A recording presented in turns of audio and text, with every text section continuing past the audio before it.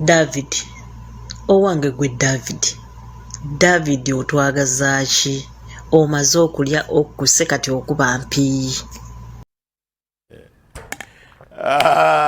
na David alina kintu kyabwerere. David Lutalo buli kintu akikoleredde.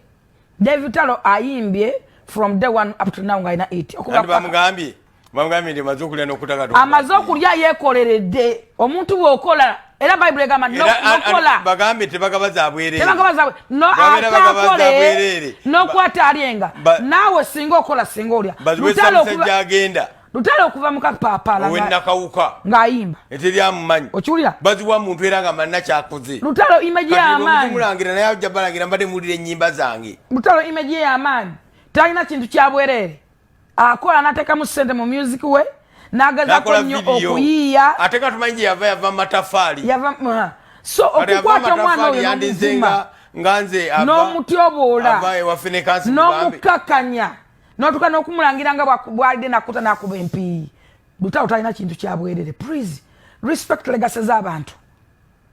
Lwaki mulwanagana ne Lutalo? Lwaki mulwanagana ne bannayuganda? Muliko myawa natunuulidde abasajja nga bavuma ku Akram. Abakazi abasinze okuvuma Akram yabuzabuzize kiki? No. Era sinamanya kituufu. Kambe open. Era sagala kukyogera. Kambe open gwe tokyogera ko kanza akyogeddeko nze. Nzagenda ne ku police eyakola investigation n'abasirikale. Let me talk. Kuba manyi. Sijja kukkiriza kwogera. It's okay. Kati yogera ku Kulusumu. Kulusumu bwe yakomyewo so okuvaawa. Kulusumu yabadde mu Canada teyabaddewo. Yadde agenze ku Miss Canada. Akram nga yali ubibibye. Akram yali ava Sarama Road. No omwana omukazi sina muwara namusaba ku lift. Wa polisi.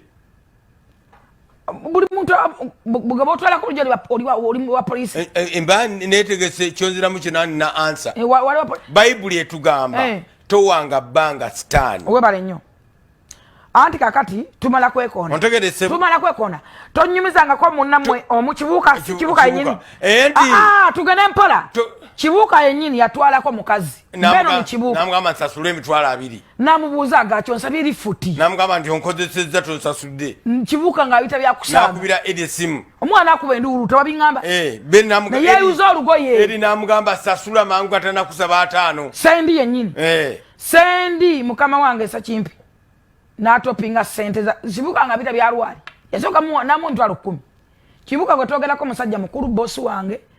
Muntu yenyinyala. Boss wo daddy wange naye yennyala.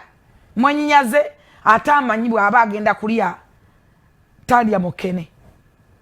Kibuka se muntu akulondera mu moto kambo nkonze mukubo.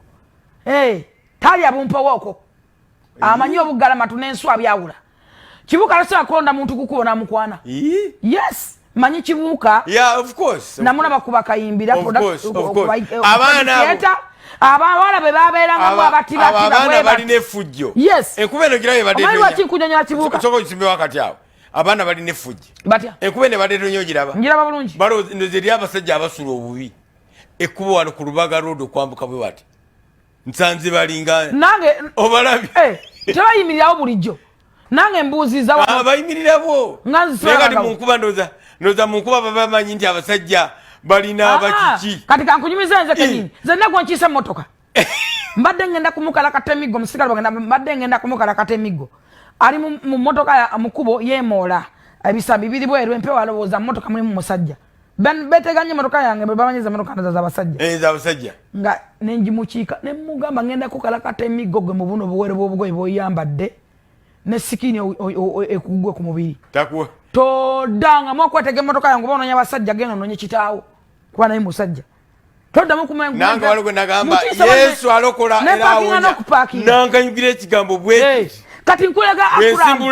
Lwaki twogera ku Akram? Nembula nenzira ye Makindye. Omukazi. Kumulamu katono bwe tudde.